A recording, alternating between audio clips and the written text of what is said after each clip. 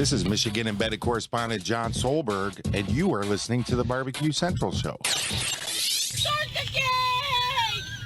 Let's go! We'll do it live. Okay. Do it live! I'll write it and we'll do it live! So to get that perfect barbecue, you use wood. Are you sure it's safe? Whatever.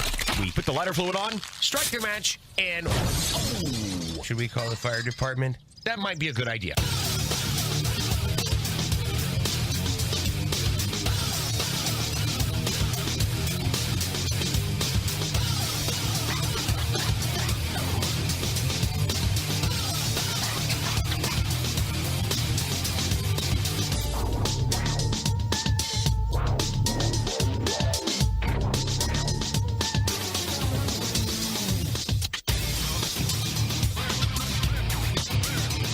Welcome to the really big BBQ Central Show, a show that talks about all things important to the world of barbecue and grilling, originating from the Rock and Roll Hall of Fame city of Cleveland, Ohio, the barbecue capital of the North Coast.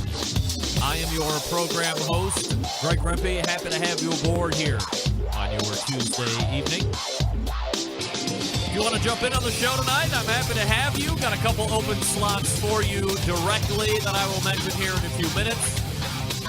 But if you know what you want to talk about, here's your contact info. You can get in touch with the show by calling 216-220-0966. Email Greg at the BBQCentralShow.com. On the Twitter and Instagrams at BBQ Central Show. Everything else you want to find out about the show can be found at the main website, thebbqcentralshow.com. And here's what's happening. It is the second Tuesday of a brand new month of February.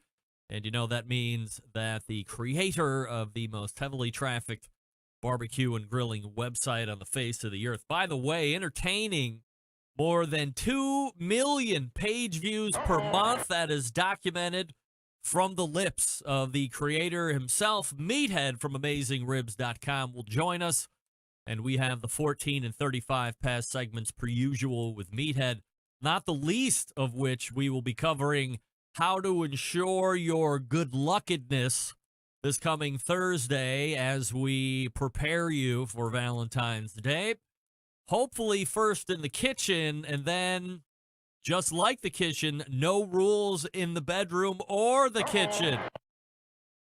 Hopefully we've given the latter part a little bit of a push as we help you with the former. And Meathead will be here to talk about it. We will also talk about other items. I don't want to tip my hand too much. I want to bring Meathead into the fold and have him react organically, but if you follow me on social media, you know what I'm talking about. And yes, I did make up a word, good luckedness. That I knew. That's not a true Rempeism. That's a plant. I knew I was going to say that incorrectly. It's funny. Sometimes it happens organically. Sometimes I know I'm just going to say something stupid. That's one that I knew I was going to say something stupid. So there's your first hour. Second hour, first timer to the show, a man who is in the meat business of barbecue, of grilling, both from a traditional retail location and then also supplying meat to some of the most elite teams on the competition circuit out there today, and he's been doing it for a handful of years. I am, of course, talking about the brand newest sponsor of the best moments of the BBQ Central Show in 10 minutes or less from the Butcher Shop. Kevin Green will be joining me, baby. So very excited to talk to Kevin for the first time here on air. And boy, is that exciting. We got a whole bunch of stuff to talk about Kevin with. Meats, trends, topics, histories, camel. I said camel. That was not a mistake. If you are into camel, if you have always wanted to get down with camel, and you're like, Rempe, for the longest, I have been trying to get down on camel, but I could not find a vendor that is reputable. I have no idea where this is coming from. Sometimes I do Google searches on the dark web, the dark Googles, and it's still coming up with nothing. Where do I go to get my camel fix? I just happen to have the guy, Kevin Green from the Butcher Shop, SHOPPE. Can be found on Facebook. Dial a number. not online otherwise, no website. We'll talk about that. He has camel. So if you are that guy or gal who's been Googling your face off trying to find that luscious, succulent piece of camel, Kevin Green is your guy. Reputable, vetted, all that. He's doing business with me. You know you can count on him. He's coming through in the clutch. The camel clutch. So Kevin's got your... We'll talk about that, too. There's your show. We're open, too, if Kevin can't carry two... Not saying that I put the onus on him, but if we carry into a second segment with Kevin, which I would imagine we would because there's just an inordinate amount of topics to cover and takes to get from a guy in the meat biz from all facets, then we'll open it up to your reaction as well. Meathead first hour, Kevin Green second hour. Your phone calls and emails sprinkled through. Don't forget you can follow me socially at BBQ Central Show on Instagram, Twitter, and TikTok, /BBQ Central Show on Facebook, where you can also find a live video feed. Now, I'm not sure if you folks follow competitive eating or not. Quite frankly, it's really not that great of a watch for any number of reasons other than to watch normal humans cram themselves full of whatever food they're eating in the singular hope that they will vomit all over themselves publicly on stage for all of us to see. I think that is competitive eating's most embarrassing moment. It's the most embarrassing thing that can happen while a contest is actually happening. Joey Jaws Chestnut has been far and away the best and most recognized competitive eater the sport has seen in its lifetime, and it's not even close. He's won the hot dog eating event, which is the pinnacle contest of the year, July 4th weekend, for the past 8 years in a row, maybe longer, who cares? He's broken his own record a number of times during that time frame. Joey has appeared on this show, actually, a few times before, talking about the hot dog wins and what it takes to be a top competitive eater. If you can believe it, it takes something other than a huge stomach and the willingness to cram stuff down your face and swallow. There are training regimens that you need to do in order to be a top competitive eater. And if you aren't familiar with what these people put in their bodies and what they are putting their bodies through, let me give you an example of what Jaws did just this past weekend. You know, the ever-popular National Red Beans and Rice food eating contest. That took place this past weekend in New Orleans, where red beans and rice is very popular, very traditional. Times vary depending on event, and that being the amount of time you have to eat said food. A hot dog event typically throws down in that 10-minute range. Most of them are around that 10-minute range. The red beans and rice event was 8 minutes.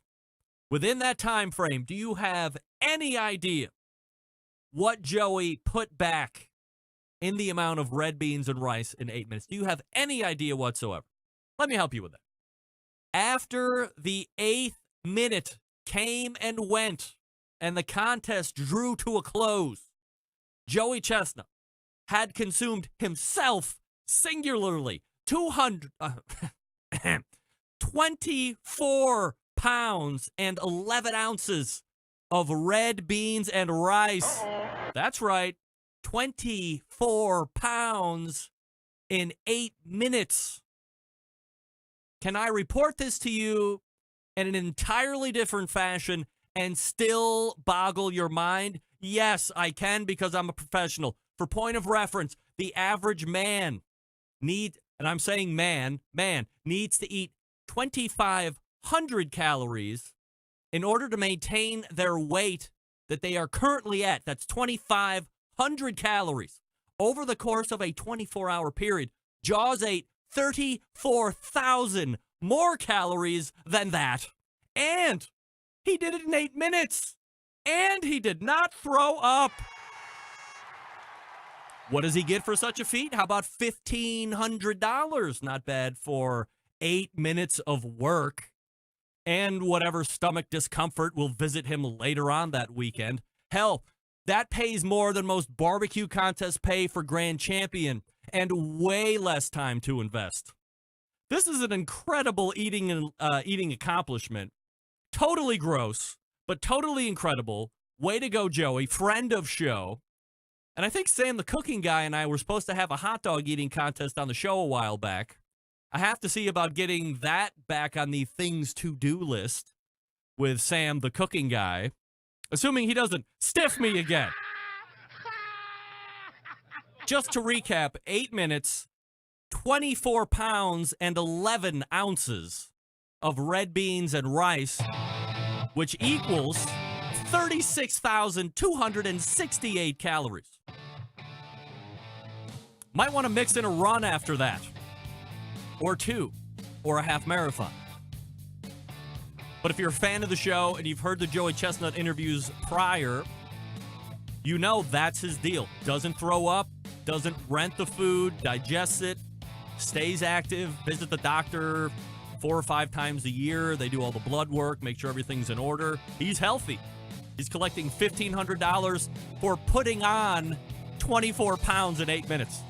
That's a whole nother way to think about it. He put on 24 pounds. That's putting on more weight than those freaks on My 600-Pound Life. They take a week or two to put on 25 pounds. He took 8 minutes. Joey Chestnut, national treasure. You can't argue that.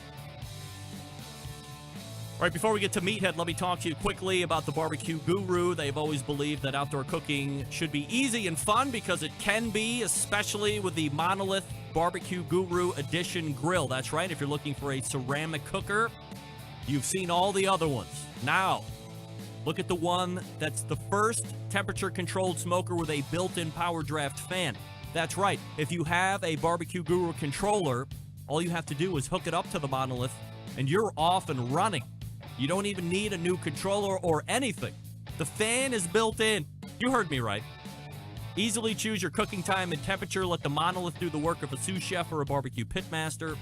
With minimal effort, you now have oven-like precision at the grill. You can serve the tastiest, juiciest meals each and every time.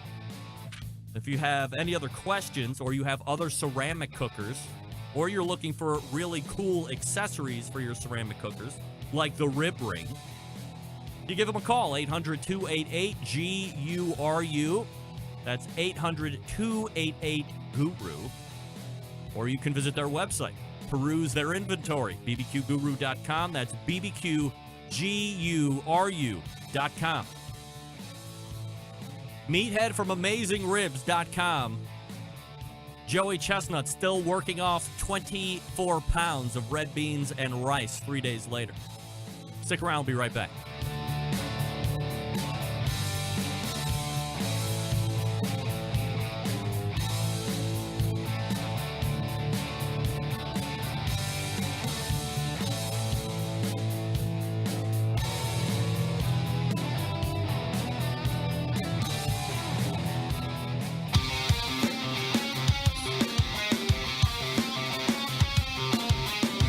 Broadcasting live from the Barbecue Central Show studios in Cleveland, Ohio. You're listening to the Barbecue Central Show. Once again, here's your host, Greg Rempe. Hey, welcome back. This portion of the show being brought to you by Butcher Barbecue, makers of award-winning injections, marinades, rubs, seasonings, barbecue sauces, grilling oils, wild seasoning for game, all of Butcher Barbecue products tested on the competition circuit, as well as backyards worldwide. Be the pitmaster of your neighborhood and visit butcherbbq.com to stock up now. Always trust your butcher. Doug Scheiding saying in the chat room that $1,500 sounds like a barbecue contest. And while I would be anxious to agree with that thought initially, remember that Joey Chestnut is typically flown to events, expense-free, given an appearance fee as well, and then if he wins the contest, takes the purse as well. So the $1,500 check that you see might only pale in comparison to the expenses that were picked up and the appearance fee that he gets Not saying that that's exactly what happened in this particular New Orleans trip, but it was not uncommon for him to get all the expenses and an appearance fee, and if he won the event, to get the purse as well. Okay, competitive eating done. We race to the hotline and welcome back friend of show and the creator of AmazingRibs.com, Meathead. Hey, Meathead. Hello, Greg. How are you doing? How are the Centralites tonight? We are ready to go. I just recounted a story, Meathead, of Joey Chestnut, the most famous competitive eater. Can you imagine for 1 sec, like on your best day, Meathead, when Meathead was trim, slim, and appetite that was ready to ravage the world, could you see yourself ingesting 25 pounds of red beans and rice in 8 minutes? No. Never. Not under any circumstances. What about I do love hot dogs. I was going to say, how many hot dogs do you think you could put away in 10 minutes, realistically? 3, 4. Wow. I mean, in the airports when I'm traveling, that's where I always look forward to grabbing a hot dog when I'm on the fly in an airport. But no, that's crazy. Part of me says it's obscene, it's disgusting, it's gross, and the other part of me says, "Damn, he's an athlete, man." Truly an athlete. I mean, this guy has conditioned his body in a way. It's not like everybody. It's not your traditional athlete, but he has done it in a way where he is able to cram down incredible amounts of food by the multiple pounds in very short time. And I guess the thing that separates him from what he's told me is that while a number of the other competitive eaters are quickly hustling themselves off stage to give themselves a reversal of fortune, if you know what I mean, he sits down and ingests all of the calories and digests all of the calories, sees a doctor 5-6 times a year to make sure he's not putting himself at a health deficit, and continues to be the most prolific eater of all time. Mm-hmm. Yeah, it's amazing. Absolutely. All right, Meathead is here from AmazingRibs.com. And, Meathead, I wanted to lead with this because you're somewhat of a historian of the show. We have been together now for, 10, 11, maybe even 12 years of doing the show together. And You're my internet wife. Yes, I am your internet wife, or at least common law. We spent so much time together. It's got to be common law at worst. I wanted to play for you, I guess, what I, over the course of this show, would consider to be the most controversial statement ever made on the face of the earth on this show, and I want you to also evaluate this. Stand by for this. You bastard. A grilled pineapple margarita. Everybody who is into grilling knows. I'm just going to come out and say it. All right. Of everything you can put on the grill, nothing in this world, animal, vegetable, mineral, is better than a pineapple. God almighty, I love grilled pineapple. What? Oh my I have to look back at our 10 years of doing interviews together and hold everything in question that you said. I can't believe that the best thing coming off of a grill on any side of anything is pineapple. Have you ever just grilled a slice of pineapple? Of course I have. And never once fantastic? have I thought that this could be the best thing I've eaten off a grill. No way. Prime rib is better. Every steak is better. Chicken is better. Turkey is better. Pizza is better. Meathead, you are off your medicine. We might have to call an end to this whole goddamn thing now. Oh, my God. I'm a buzz. What do you think about that? Most controversial statement ever made on this show. God help me. I have to tell you, Meathead, as a person who tracks what sticks with the show and what doesn't stick with the show, this pineapple thing has literally lasted 4 weeks to the point of where I promoted the show. And this, let me pull this up. This is what I got for show promotion. A number of people tell Meathead I tried his recipe for Chicago Italian beef. It was delicious. Somebody follows up with, did it call for pineapple in the recipe? Somebody else posts underneath it. Diane Me in the Pacific Northwest. Pineapple grilling demo in Puyallup, Washington. Outdoor cooking championship with 15 turn-ins. And there were a number of pineapple turn-ins. I mean, it was absolutely fantastic. Meathead, he's ejected. Hold on. Perhaps we've cut him to the quick. Were you trying to quit the show just then, Meathead? I'm not even done yet. No, I tried to zoom in on that thing you put on the screen, and Yeah. I somehow cut. So here's a guy that was doing rotisserie pie. Now, that absolutely looks delicious. I got to be honest. It does No good, doubt does about it. But again, as somebody who tracks what sticks with the show, the pineapple comment is something that I think we might never see such legs out of a statement again. So congratulations. This is going to be on my tombstone, isn't it? It has to be a hedonism expert, meat whisperer, and best thing to come off a grill is pineapple. Yeah, I mean, like Harvey Weinstein, he's got his tombstone written, and now I have mine. There you go. Well, I do think it's actually a badge of courage to wear when something can run that many weeks in a row with somebody bringing it up. It's absolutely fantastic. But it is delicious. And all right, so let's just 30 seconds more riff on it. Yes. I've had great fun painting it with liqueurs, like you get a little amaretto and paint that slice of pineapple with amaretto. I've had great fun putting it on ice cream. I have a maple bourbon sauce that I've done with pineapples on top of ice cream. Grilled ham and pineapples, always a classic. Always delicious, yep. Always a classic. You can do pound cake on the grill very easily. I mean, you can just buy a piece of pound cake. If you want, you can drizzle a little rum or something on it and throw it on the grill and get some grill marks on it and some flavor with some grilled pineapple. Just wonderful. I went to Hawaii a year ago. First vacation I've had in years. My wife and I went to Honolulu. Hung out on Waikiki Beach, drove around the island. Hard to believe by looking at me.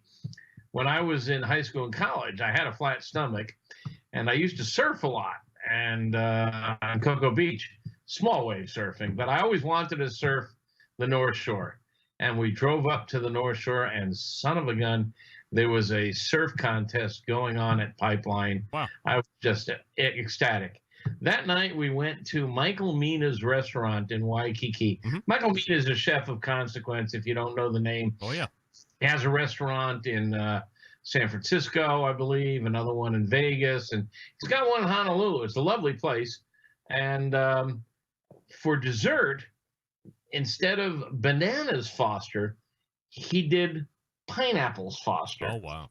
And I taped it, and it's on my YouTube channel. And it looks just spectacular. I haven't tried it at home, but it doesn't look hard. But basically, I took a half a pineapple and scooped it out and did the bananas Foster routine with the pineapple. And we went straight to heaven. I mean, it's, basically pineapple is just sugar and flavor. And it caramelizes so easily. So I'll stand by it. I mean, God knows I love my steaks. I love my lamb chops. I love my burgers. I love hot dogs.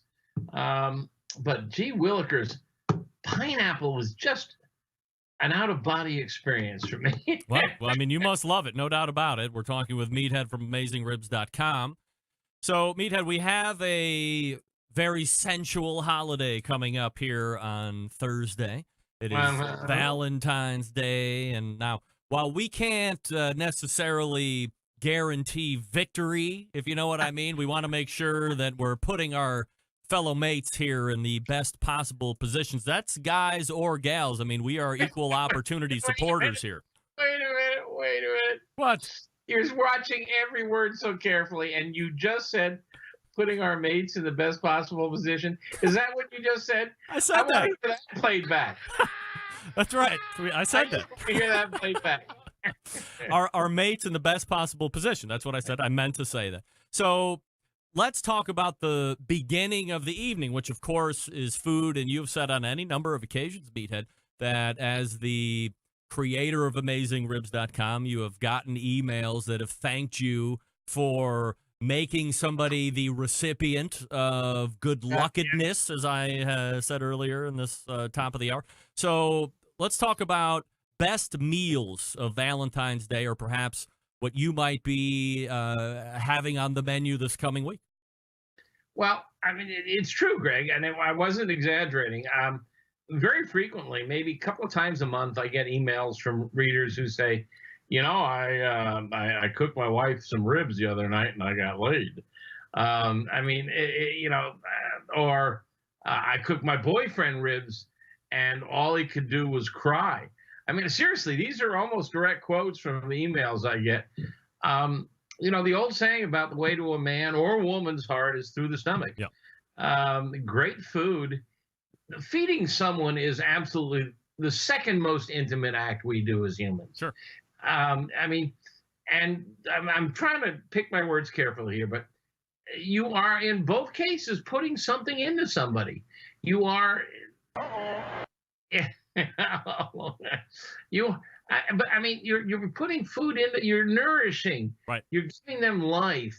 It is a truly loving and intimate act. And for that reason, I think, I know people who don't know how to cook. I know an 80-year-old woman who's just the nicest lady nearby, and she can't boil water without burning it. I just don't understand how you can go through life without knowing how to cook and knowing how to feed. My wife and I sit down to dinner, and almost every night we look at each other and say, boy, do we eat well. It's just because, and by the way, I'm the second best cook in the house. Okay, back to Thanksgiving, Valentine's Day. By the way, that is Friday. I said Thursday on accident. It's Friday. Thank you. You're not going to get a table at a restaurant on Friday. No. And Thursday, the reason I made the mistake is because Thursday is my middle daughter, the one that you met in Chicago. That's her birthday. She will be 17, so we shout out Maddie right there. Doesn't look it. That's right. All right, so Friday is Valentine's Day. And as you said, it's going to be tough to go out anyway, so let's do it the right way at home. Well, all right.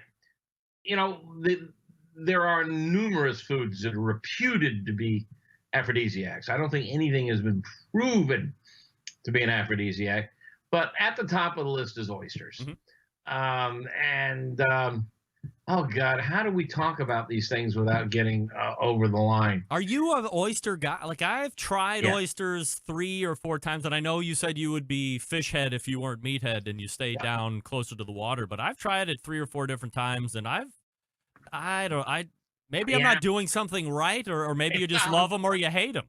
Yeah, that's it. You either love it or you hate them. It's like liver. Yeah. You either love it or you hate it.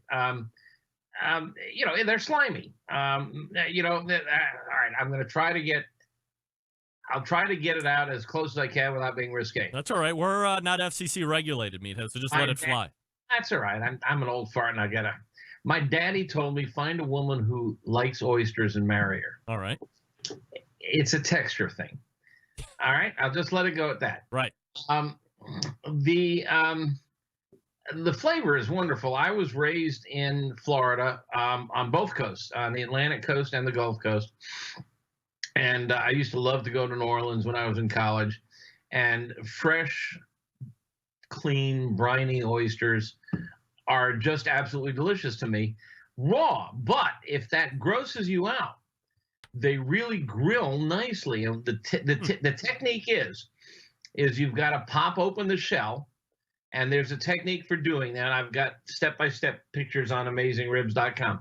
But you pop open the shell, and you take the top half off. And that's the flat side. There's a flat side and a hump side. You take the flat side off, and it'll stick to the bottom side, and it'll sit there swimming in what they call the liqueur, the liquor, I should say, the juices. And there's restaurants all along the Gulf Coast that do this. This is not an original recipe. But you splatter it with some crushed garlic, some Tabasco or hot sauce, maybe some grated Parmigiano Reggiano, and you put it on the grill so that curved edge sits between the grate so it doesn't tip over. You don't want to lose the liquid.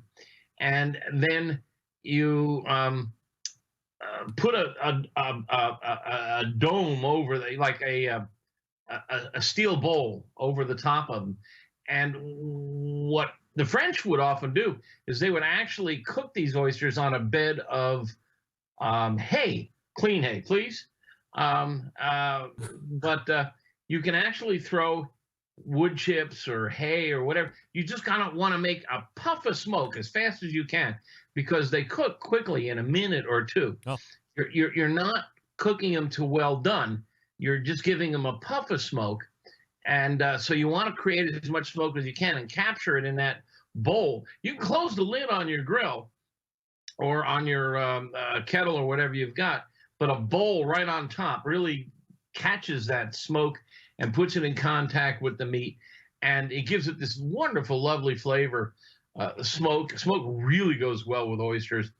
And in fact, if you want to go to the extreme, you can take them out of the shell and lay them on top of a grill topper. The frog mats are really good for this. The frog mats, if you don't know, are like window screen, only they're coated with a non-stick material. They're spun fiberglass, actually. Is that what they are? Yep. Okay, and they're pretty non-stick, and you can lay them on top of these frog mats and toss them in your smoker and smoke them so that they shrivel up a bit, but they come out like the smoked oysters you get out of the can. And I've done that, and then I've put them inside of little puff pastry with a sliver of lemon. In fact, we take the lemon and I put it in a frying pan with simple syrup, which is sugar and water equal parts. And the lemon goes in there and it gets really sweet. And then you lay that on top of the oyster and put it in puff pastry and back on the smoker or Big Green Egg, which is an oven type situation. And you get these wonderful little puff pastries with smoked oysters and candied lemon in there. Just spectacular. If that doesn't buckle your lover's knees, I don't know what will. Is that it for the evening, or is that like a start and then we go into a main course? And, you know, I often wonder, like, how heavy do you want to get? I don't understand the question. Like food-wise, do you want to do like 3 or 4 courses, and is it real thick and decadent and blah, blah, blah, where you're kind of running yourself down into the ground by the time you've finished all that food? You're not asking me a food technique question. You're asking me a lover technique question. Yeah, well, I'm looking at all angles here. I mean, you want to satiate the food palate, but then you also want to be nimble enough if the opportunity presents itself to take care of the situation. Greg, this conversation is going down in infamy. Nimble enough. Right. I would think you'd want to keep it light. I don't think, maybe stay with the seafood. A smoked fish. Gosh, I was just corresponding with Robert Moss, who works for Southern Living magazine, and he was writing about Florida barbecue, and there's no such thing. And I had to write it back and said, dude, smoked mullet. If you've ever been down the west coast of Florida, a lot of about smoked mullet. Yeah, that's a whole thing. It's a thing, and basically it's a piece of fish a little bigger than a trout, but they butterfly it, open it up, and they season it, and they pop it in the smoker, and you don't over smoke it, and it comes out. And it's not normally a great fish. It's kind of like bluefish on the East Coast. It's kind of oily, and if you just grill it, it's kind of not special. But smoked, it turns out special. And it's an interesting fish in that it's a vegetarian. It doesn't bite on shrimp or other bait. It's kind of like carp. You catch it with vegetal. But that might be a good choice, or maybe a smoked salmon or something, going light. It depends on your lover. Hey, ribs? I mean, dude, there is not a person on the face of the earth that I have encountered that doesn't love ribs. Right. Yeah. So it could be last meal ribs just to really get it going. Well, the name last meal ribs, which is the recipe that I have, which is just your basic barbecue ribs technique concept, which when we first published, it was like, really? I always boiled ribs. I think we've had an impact on people, and we've taught them how to smoke ribs properly. And the name came from a reader who said that she served it to my boyfriend, and he said, "This is what I want for my last meal on earth." So, last meal ribs. Just good old barbecued smoked ribs or something like that you eat with your fingers. Now you're talking sensual. Right. I mean, God, I did beef ribs tonight, and my wife sat there with a steak knife and cut them off the bone. I'm whispering because she's not far away. I mean, it's disgraceful. Really? Yes, yes. Wow, Mrs. Meathead, come on. Yeah. Grounds for divorce after 45 years? I don't know. But let's not be so quick on the trigger here, Meathead. but and eating with your hands. Now that's sensuality there, isn't it? That's and licking your fingers, maybe having someone else lick your fingers. Whatever works, right? Jesus. All right, so we're giving you a lot of great tips here because Friday is happening sooner than later. We're talking with Meathead from AmazingRibs.com. Meathead, stand by. We're going to come back and talk Facebook questions here in just a second. As he collects himself, tries to get himself out of divorce court. Unless he's got 5 or 10 honeys lined up. I mean, you never know how Meathead operates. Let me talk to you quickly about Sterling Ball and Big Papa Smokers. That's right. Head on over, BigPapaSmokers.com, the one-stop online shop for all things barbecue. You know their rubs and seasonings. 13 perfectly balanced flavors to impress judges and friends alike. They also have a great relationship with Steph Franklin over at Simply Marvelous Barbecue. Put Big Papa's and Simply together, and you have the West Coast offense. That's been doing well on the competition side of things for years. But hell, I've decided to use it in my backyard. I'm winning my own grand championships with friends and neighbors alike. They also own Granny's barbecue sauce, so if you are looking for something else in the sauce world, you might want to give Granny's a shot. I think you're going to like it. They're also doing the sales of pellet, charcoal, and wood cookers. If you're looking for an easy cooker that's versatile, check out the Mac 2-Star General Pellet Grill. Meathead cooks on one. Big Papa cooks on one. Darren Worth cooks on one. Big Papa's the exclusive Mac dealer, even offering special packages that nobody else online can do it. If you're not a fan of pellet smokers, no problem. You can check out the Old Hickory Ace BP, the only charcoal smoker that Big Papa trusts on his competition trailer. If you're not sure of what grill you need, you really can't go wrong with any of the grills or smokers featured on BigPapaSmokers.com. They have something for every kind of backyard cook. Check out their website for their full selection. Right now, do it. Call them with questions, 877-828-0727. That's 877-828-0727. Or shop the website at BigPapaSmokers.com. That's BigPapaSmokers.com. All right, we are back with more Meathead from AmazingRibs.com right after this. Stick around. We'll be right back. Continuing to produce incredibly mediocre content in an exceptionally professional way. You're listening and watching the Barbecue Central Show. Once again, here's your host, Greg Rempe. This portion of the show being brought to you by CookingPellets.com, your number one source for quality wood pellets for all your pellet-driven cookers, and a great resource for pellet knowledge in general. Visit CookingPellets.com for more information or to purchase. You can also visit Amazon.com to buy as well. And we rejoin Meathead from AmazingRibs.com as we segue out of the romantic talk and get more into the nuts and bolts of answering barbecue and grilling related questions. And Meathead has found the traditional camera shot as we look back at the science of barbecue and grilling there off to your right-hand shoulder as well.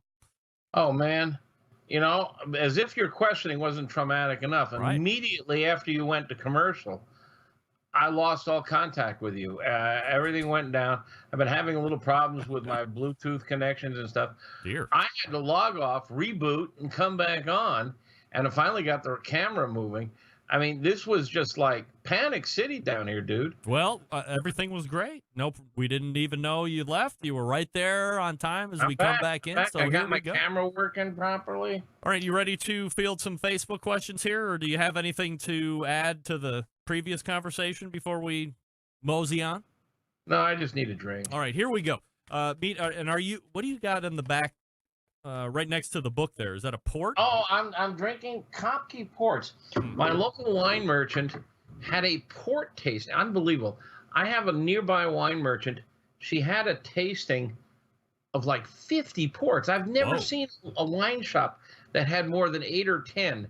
And I love port in the winter. Port is a sweet fortified red wine. It's got a little brandy in it, a red wine from Portugal. And we tasted a whole bunch of them. I bought a mixed case, and this is a 10-year-old late bottle vintage Kopke, and it's just wonderful. So if it's fortified, does that mean eventually it will go bad, or does it stay good quite a while? No, they last forever. Fortified is just wine jargon for brandy has been added. And, of course, brandy is alcohol, and alcohol is a preservative. So is brandy and vermouth then? There is a little bit, yes. Oh, all right, because I always see vermouth as being fortified wine.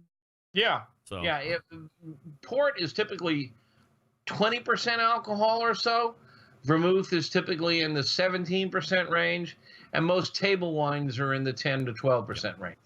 All right, here we go with some Facebook questions. First one's from John House, and it says, Greg, curious if you could ask Meathead why he and the crew at AmazingRibs.com don't have a larger YouTube presence with so many other YouTube contributors in the barbecue world. Why doesn't AmazingRibs.com devote a little more to their presence and valuable content that they already have to offer? I know they have some on YouTube, but was just wondering if expanding the YouTube presence wouldn't be a bad idea for bigger business and perhaps more new members into the Pitmasters Club. That's a good question. We have about 100 videos on YouTube, but it's nothing like Malcolm Reed, who is just king of YouTube. I love Malcolm's videos. He's the best. Yep. I know he's a regular guest on your show, and we're starting to work with him and do more stuff. He's going to be at our meetup in Memphis. I try very hard during these shows not to be commercial, but I want to make a quick plug. Grinning. Look at you grinning. I love when people start off sentences with, I'm not this, or I blah, blah, and then they hit the but, which means you're about to wipe out everything you just said. Just lead with what you want to say. Go ahead. Yeah. We're all friends here. All right. Well, no, it's true, though. But, I don't normally try to promote. But we have this conference coming up. There's never been a barbecue conference for consumers. National Barbecue Association has a great conference for the trade. But this is coming up in end of summer, July 31st through August 2nd at the Peabody Hotel in Memphis. And just go to AmazingRibs.com. There's links that'll take you to information about it. But it's going to be a great weekend. 400 capacity. We've sold 300 tickets, and there's about 30 or 40 we need just for our team. So there's only about 50 tickets left. It's going to be a lot of fun, and it's going to be really educational. Now, what brought that response on? The question was YouTube. Oh, right.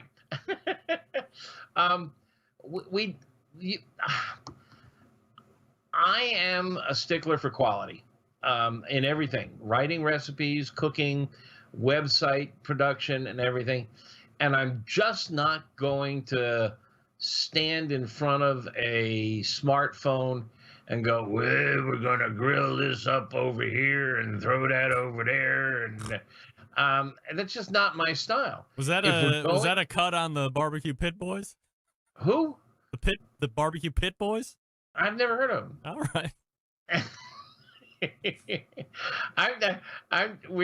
If we're going to do video, we're going to do it right. And the videos that I have done have been done right, with 2 cameras, with a director, with a sound person, and I've done a few things with an iPhone mounted on a remote and stuff. I'll try to do more of them, but I just want to do quality video production if we're going to do it.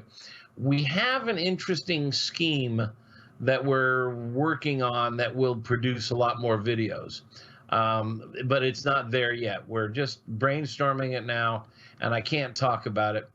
I'd like to do more, but I'm just not going to do crap. I think any videos that you do going forward has to have the hot chick that you typically have with you, that Jenny girl. I mean, she is absolutely the best. Hot, super hot. And, I mean, you guys play so well off of each other. She's very complimentary to your personality. She asks good questions, allows you to be the expert, but seems to be asking the question that, as I'm looking at it, goes, I wonder, and then boom, she's right there with I don't know how scripted that is, or she's just naturally witty, but you guys are a great pair. I'm flattered you think so. She is a very, very nice lady and very, very easy on the eyes. Very easy. She's out of Boston. She does some food work on television in Boston. And she came out here to my place. We met, and 30 minutes later, we were on the air. Wow. I scripted all those videos. I wrote them and scripted them, and they were really my debut. I had never done. I'm not Steve Raiklen. I'm not natural in front of the camera.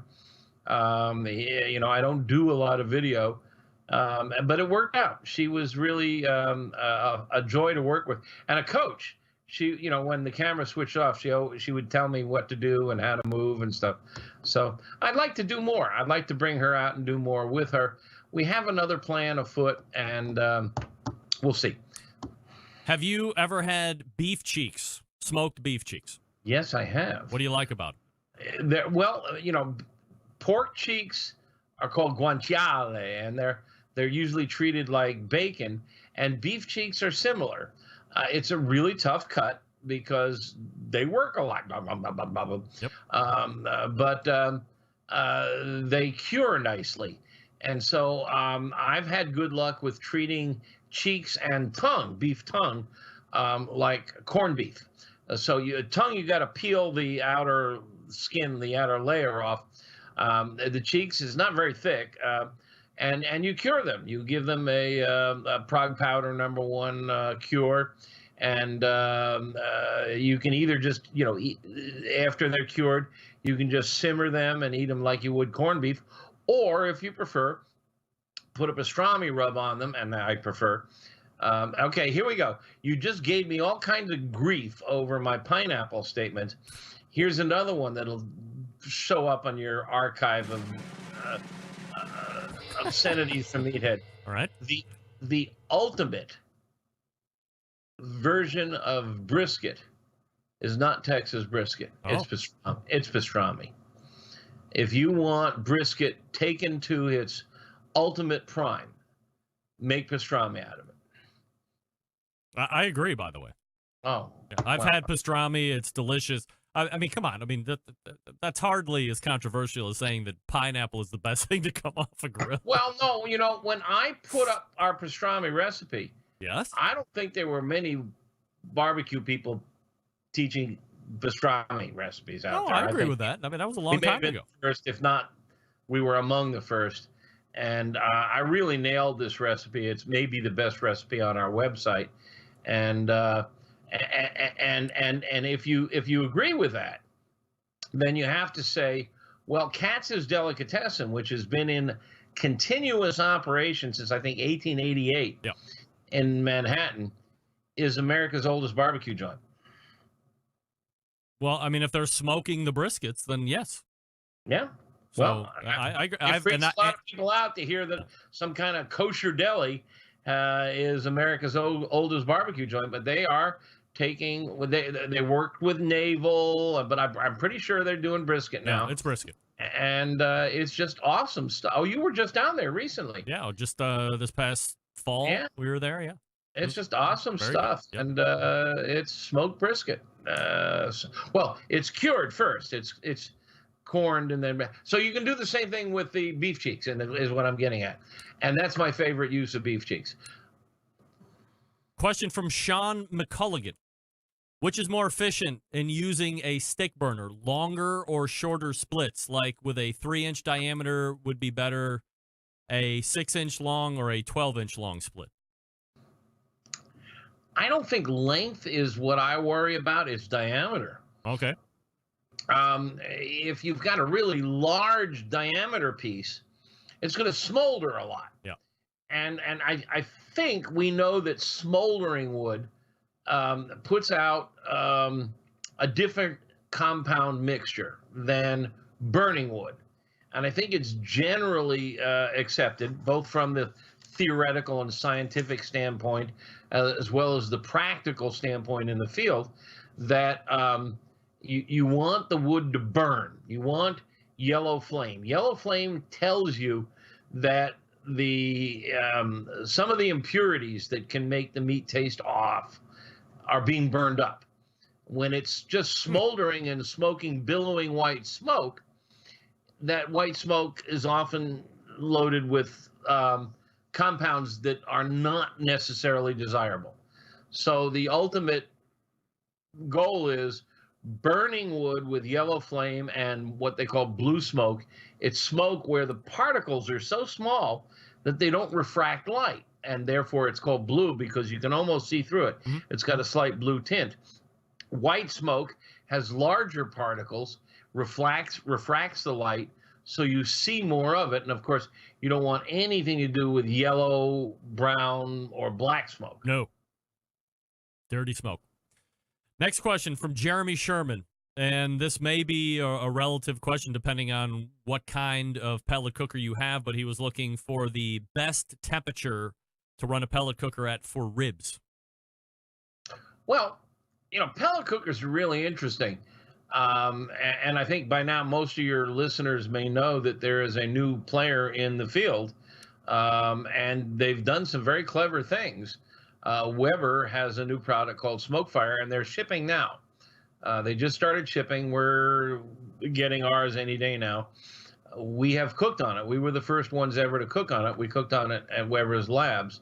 Each one of them is slightly different.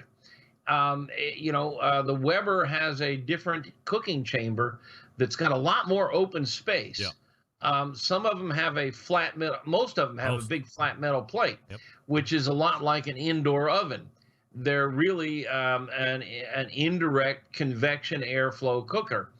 And of course, the type of pellets you use, they're not vastly different, but some of them are flavored with an oil. Some of them get their flavor just from, if it's cherry, it's pure cherry. Some of them are a blend of cherry and oak. So all of these vary. One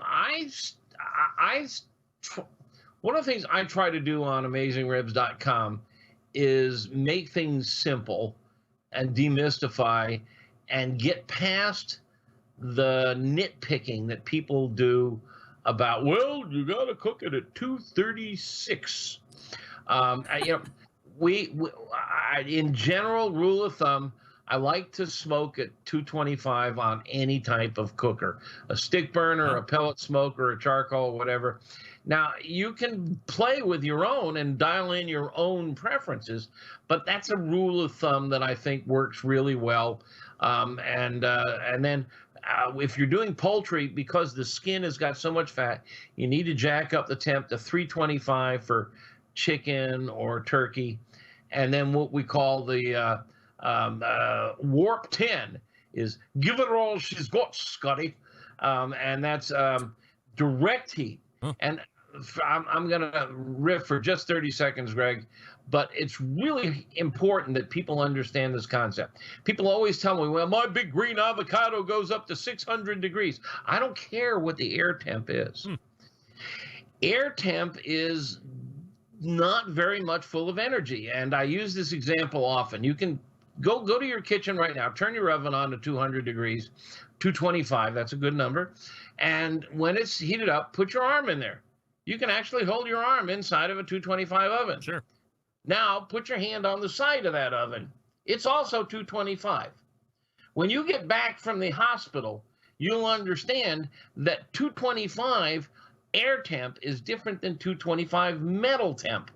That different kinds of surfaces produce different energy. Metal distributes and holds more energy than air.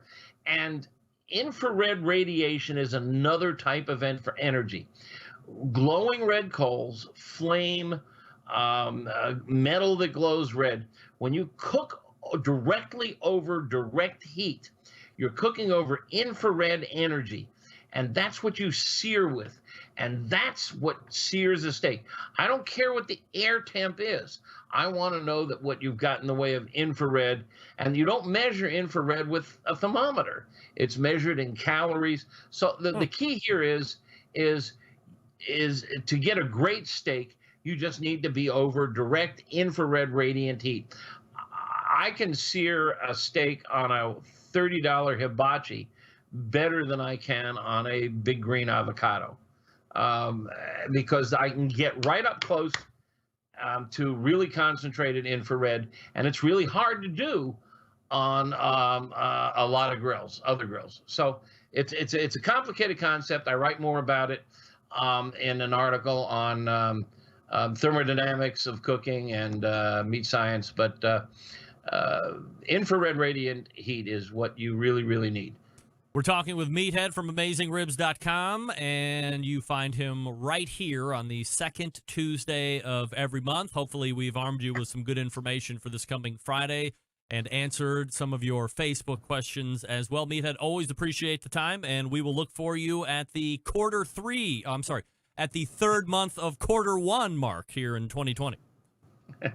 Always a pleasure, Greg. Always fun to talk to the barbecue king of the rock and roll city. And we're coming through Cleveland this summer.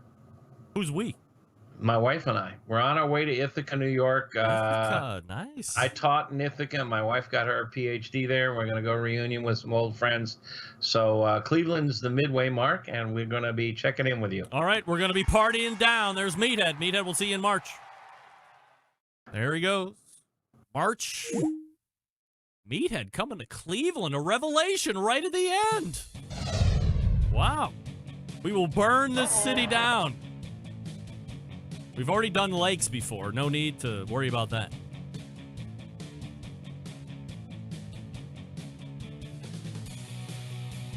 Meathead is at AmazingRibs.com. On the Twitter...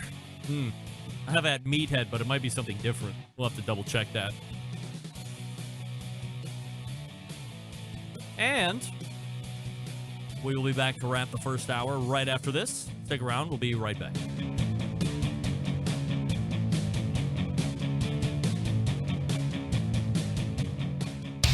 Big name interviews, advice on cooking brisket and ribs, and the only host willing to share his honest opinion on all things important in the world of barbecue. It's the Barbecue Central Show.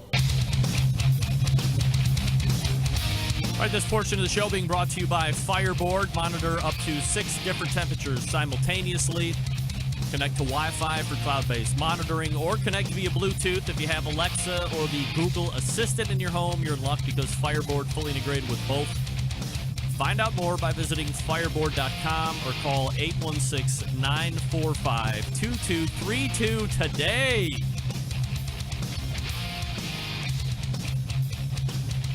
We thank Meathead from AmazingRibs.com for joining me the past 2 segments. And again, if you're just tuning in and you missed it, no worries. We are recording at this very same time as the live show is happening. And you can get the first hour coming up tomorrow morning, second hour on Thursdays. Now I have to quickly jump over to my Dropbox and make sure that I can tell you about what's coming up on Friday as well. We all know that's Valentine's Day, especially if you were paying attention. I'll just pull up this spreadsheet so I'm armed with the information. Meathead making it a very key point to mention that it doesn't matter how hot the air temperature in your grill is getting. Don't get fooled by that. You want the direct heat. That's why I like a lump, but you can use briquettes as well. Again, AmazingRibs.com. Meathead's here on the second Tuesday of every month. And we are pointing to the second hour. Go refresh your libations, and we'll be back right after this. Stick around.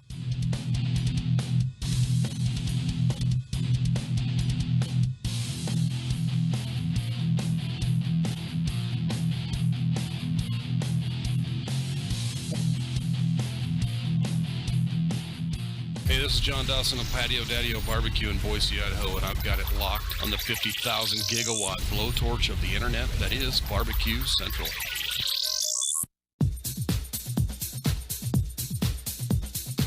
Happy to have you aboard here for the really big barbecue show. We cook because we have to, and we grill because we want to. Hit me. Fine, how's it going? You have a great show. I'm a big fan. Boing. So what seems to be the problem here? This man looks like he's dead, and he's in the crackle. Charbono! It's all about the charbono, dude. Succulent fish. What? We ate Cincy's or wieners. Now listen, Libertius, shut your face. I'm shaking like a dog shit peach seeds. We have top men working on it right now. Top men.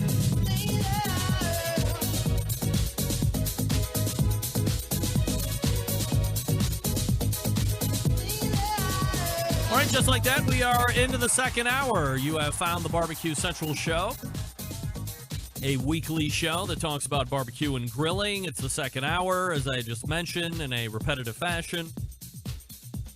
We're here in Cleveland, Ohio, where we do it live. Where are you from? Love to hear where you're listening to the show from. Where's your HQ, your home base, your place to get down for the crown, all that? Email me, Greg at thebbqcentralshow.com. Still to come on this show this evening, Kevin Green, owner of the Butcher Shop, Pensacola, Florida, providing premier meats to folks just like you and me, also to a number of the top competitors out there in the barbecue circuit, and it does not discriminate over sanctioning bodies, so don't even think that they're just supporting a KCBS or an FBA or a St. Louis Barbecue or a Pacific Northwest. The list goes on. Is NEB still a thing? Why did I hear that NEBS was out? I could be completely wrong. But that's what I heard. So somebody please fact check that for me and drop it in the instant chat on the YouTube. By the way, there is a live YouTube feed of video. There's also a live Facebook feed of video and a exceptionally live only audio stream, which you can find on tunein.com or tunein.in. I don't know. Go to my webpage, thebbqcentralshow.com, and the first thing to click on is audio stream only. That's a fun way to listen to the show. Think about what I look like all in your mind. If you've seen me once, think about what you think my face is looking like at that point. Whatever. Little theater of the mind, if you will. Don't forget, you can follow me socially at BBQ Central Show on Instagram, Twitter, and TikTok, /BBQ Central Show on Facebook.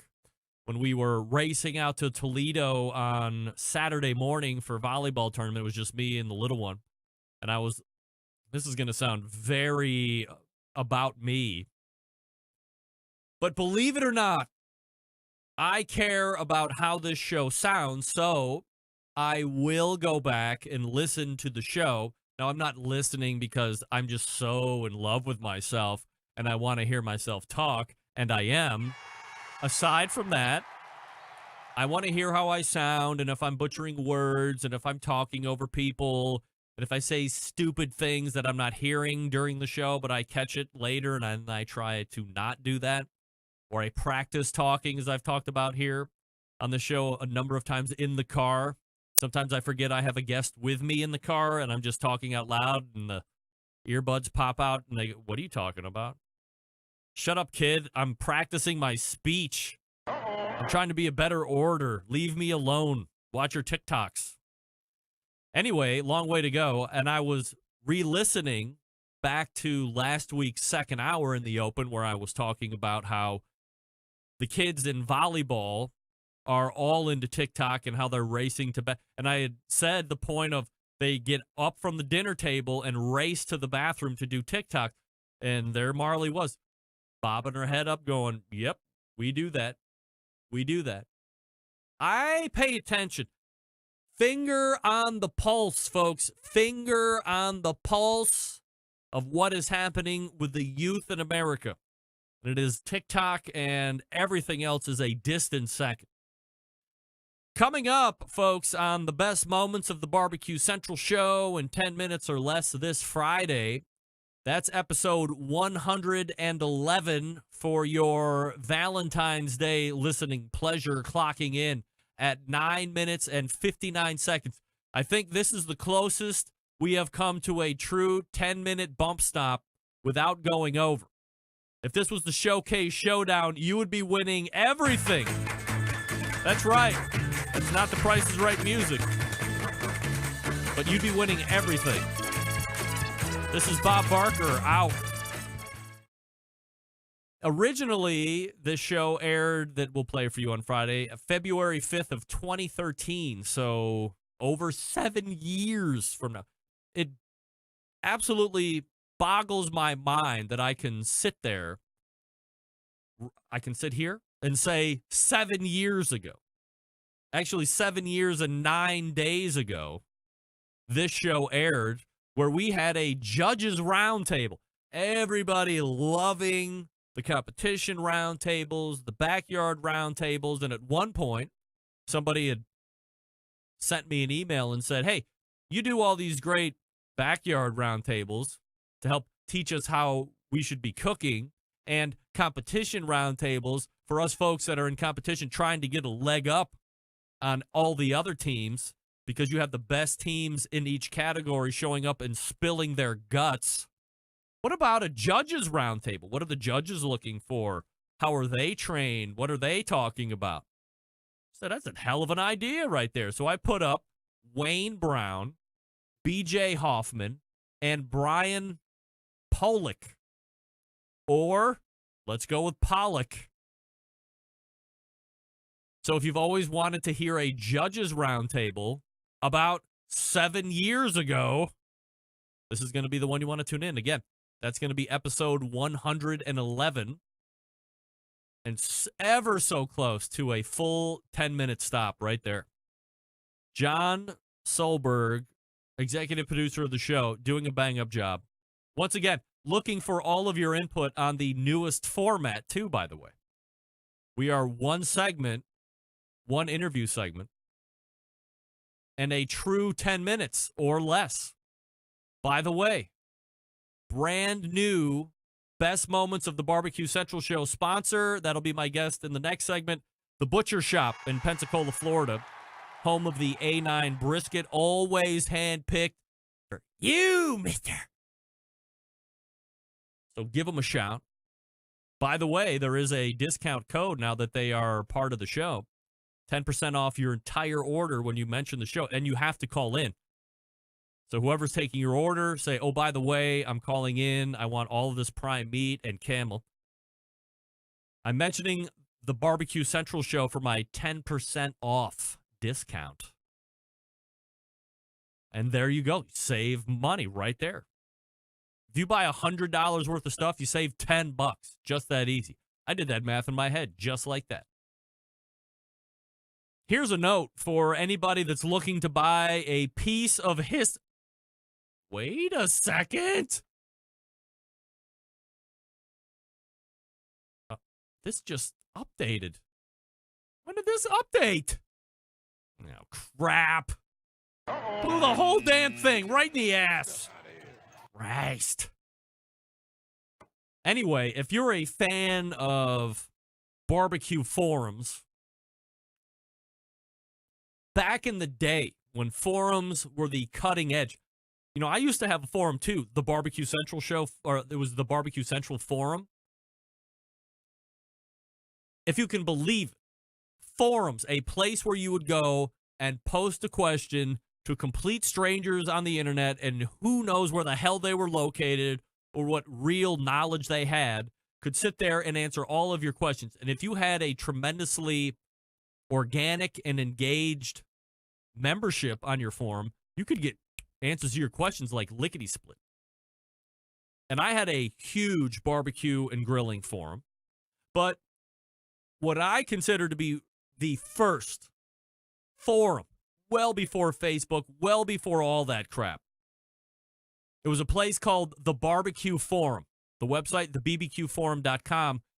And if you go to that address now, it does not look like it used to. They've updated the software to a certain degree, but this was probably how forums looked when forums started. It was like a running list. There was a bold original topic start. Then there were italicized indents for all the answers that you got. Incredibly archaic. The guy that owned it, Ray Basso, was just unrelenting in upgrading any technology on that. And I'm telling you, God bless, the biggest names in the industry back then, and I'm talking about 2004 and 2005, probably before that, they all showed up there. They were all there, biggest competitors, biggest backyarders, going to the barbecue forum, trading what happened, trading cookers, and giving thoughts on products and giving results of barbecue contests. It was crazy. And Ray Basso was what I consider to be a founding father of barbecue on the internet. I think Ray Basso should be in the Barbecue Hall of Fame. Well, I don't necessarily agree with his iron fist running of his forum. It's his forum. He can run it however he wants, not the way that I would do it. And I chose to continue to update my technology, but he remained the same. His success was undeniable. His impact on barbecue on the internet, especially as it related to communicating stuff, unmatched, undeniable. Ray should be in the Barbecue Hall of Fame. What I was going to get at was earlier in the week I saw that the forum was up for sale. His health was deteriorating and he was getting to the point where he wanted to find somebody else to run it or buy it. But I see now the forum is for sale, also updated, sold. So if you bought the barbecue forum, please, I'm asking you, get in touch with me, the BBQ Central, Greg at thebbqcentralshow.com. And tell me, I want to interview on the show why you bought the barbecue forum. Also, I would love to have Ray Basso on the show. Again, staple of the industry. All right, let me talk to you quickly about Green Mountain Grills before we get to Kevin Green over at the Butcher Shop. Some of the best pellet cookers out there on the market today. In fact, my new Daniel Boone Prime Edition just showed up at the shop. Thursday, I'm going back with the van. We're going to retrieve it. I'm going to set it up. I will now have the robust chassis, the peek-in windows on the cooking chamber, the pellet hopper. Guess what? It also came with a pizza oven. Now I got two. I can't wait to have pizza parties starting next weekend. I think we're past winter here in the Rock and Roll Hall of Fame city of Cleveland, Ohio. I can't believe I said that out loud, but geez. There's only one day where it's going to be cold on Friday, like 18. And then we're bouncing right back up into the mid-40s. Dare I say 50 on Sunday? Pizza party. Come on now.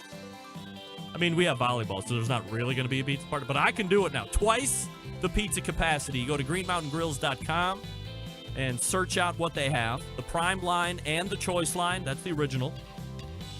Bunch of accessories, sauces, rubs, and all that. And if you're going to NBBQA, Sterling Smith, representative of Green Mountain Grills, will be there as well, so you can chat him up.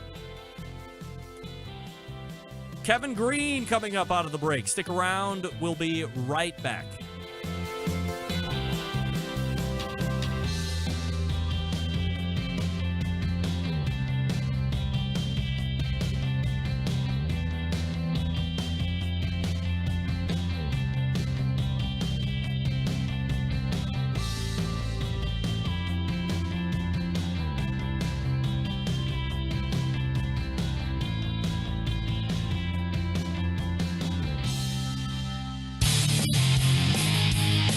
The only show giving you a monthly visit from a doctor of barbecue.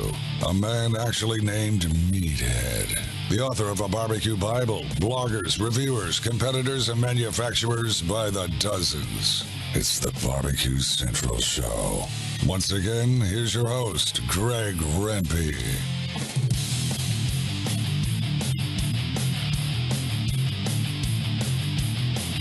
All right, welcome back. This portion of the show is being brought to you by the Pit Barrel Cooker, the most unbelievable outdoor cooking device on the planet, currently available in 2 sizes with a host of accessories to choose from. Whether you're a beginner or professional, this is definitely a cooker you want to add to your arsenal. Visit pitbarrelcooker.com and tell them the Barbecue Central Show sent you. By the way, they are going to be hosting parties coming up for the NBBQA as well.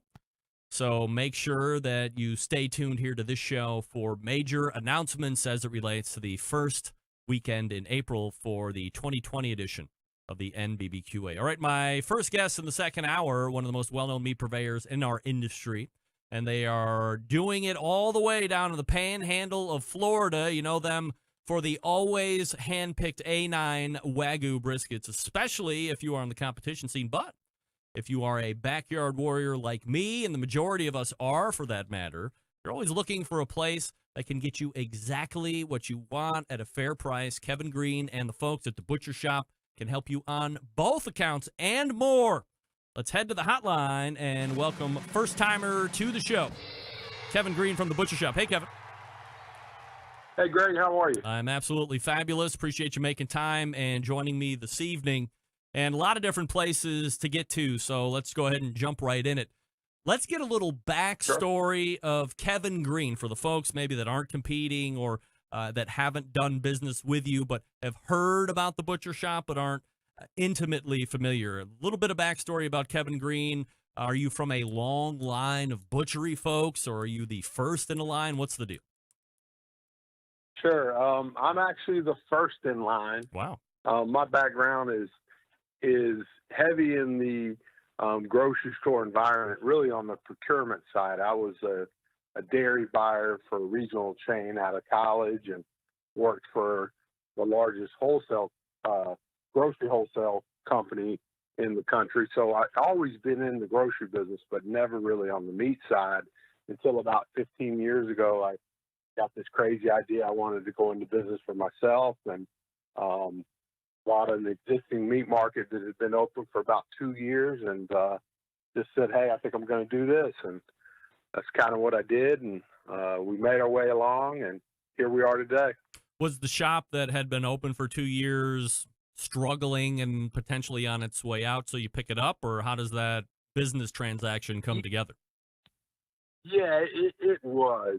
I had kind of gotten to the point in my life where I'd always worked for other people and wanted to get into something for myself. And I was honestly just not knowing what I was going to do, and was on a business broker's website and looked at a couple different businesses and restaurants. And there was a meat market for sale that was within about an hour from my house. And, I just thought about it, and I said, well, I kind of know the business, but when you really think about it, when, we talk about what we're going to have for dinner, we may have corn and green beans, but what we talk about is we're having steak or chicken or pork chops. And so, I just looked at it and said, that center of the plate's really what drives, people's, purchasing or eating habits. And the business was struggling. The guy had opened it and had a good year one, and then year two was much less desirable. And then leading into year three, it was even less so. So timing was good to buy that business at a pretty good rate. Was he just not finger on the pulse of what the market was looking for, or like bad business, or he just didn't have a passion for it in the end? It's kind of weird because he was a lifelong meat guy. He was a 25-year market manager, but really didn't have, a real good working knowledge of business in general, where I was the opposite. I had a fairly good business acumen, but I had never cut meat. I didn't know what came from what. So we were really, complete opposites. Had we been able to meld the two of us, it would have been great. But, yeah, I think it was just one of those situations where he knew the meat side, but not really the business side of it. So how do you marry it up? You go and see a potentially good business proposition for you. You can come in, probably get it at a decent price. You're going into business for yourself. But you realize that while you're going to bring some business presence here, there's a whole other labor side that, as you said, you're not intimately familiar with, you're not an expert at. So how do you marry up that portion once you take over that business? It's kind of fear. When I made the decision to buy the business, the premise was never for me to be the hands-on meat cutter. I had hired a guy that had worked at that store, and he was going to run the back of the house, and I was going to run the front. I was going to run the business side. And the day we're going to the closing, he calls me and says, "Hey, look, I'm not going to be able to come to work. I've got family issues. I've got to move back to Georgia." Oh. And so I'm signing, in essence, my life away. And, I said, well, I guess I got to learn this. So I had hired a couple guys that had some experience and, kind of just got back there. And, fortunately, the meat industry is a little different, 15 years ago than it was 30 years ago. And, swinging beef and hanging beef really not as prevalent. And so there was a lot to learn, but the learning curve was a little quicker than it would have been 25, 30 years ago for sure. Kevin Green joining me here on the show from The Butcher Shop. You can find them on Facebook / The Butcher Shop. That's SHOPPE. And you can call and order 850-458-8782. Get 10% off your order when you mention the Barbecue Central Show, by the way. So save yourself a couple bucks. So as you had mentioned, butchering and the meat business looked different 30 years ago and then advanced to 15 when you buy it. But look, let's be honest, 15 years ago when you bought the place, you look back at how things were looking then, both from a retail environment, from a consumer environment. What has remained relatively constant within this business, and what have you seen as some of the biggest changes or challenges as you've advanced through those 15 years? Sure. For us, our foundation's always been from day one, service first, and, put quality aside, put variety aside. We were going to go to market every day on service, and, none of that's changed. So, I think that's always been and will always be the core of our business. And that's been the constant that, I think's been well received from our customers. There's been wholesale changes just in terms of, variety of different grades that have come to prominence, some unique cuts that are getting more and more popular that may be less expensive. The biggest thing that I've seen is the consumer is just so much more educated and developed. I've got people that shop with us on a somewhat daily basis, and they may have 3 to 4 cookers in their backyard, anywhere from $200 to $1,200. And, when I was coming up as a young adult, if you had a Weber grill, you were a little more developed and you were kind of into cooking. Nowadays, most people have, a ceramic, maybe a pellet. They definitely got a Weber. I mean, it's kind of like people tell me in the car business. The consumer is so much more educated today. They have access to so much more information. Well, our customers are cooking on things that are just light years ahead of what they were 15 years ago. Kevin, let's look at some of the other business stuff. Aside from the Facebook page that I had mentioned, no real online or traditional online presence of note otherwise.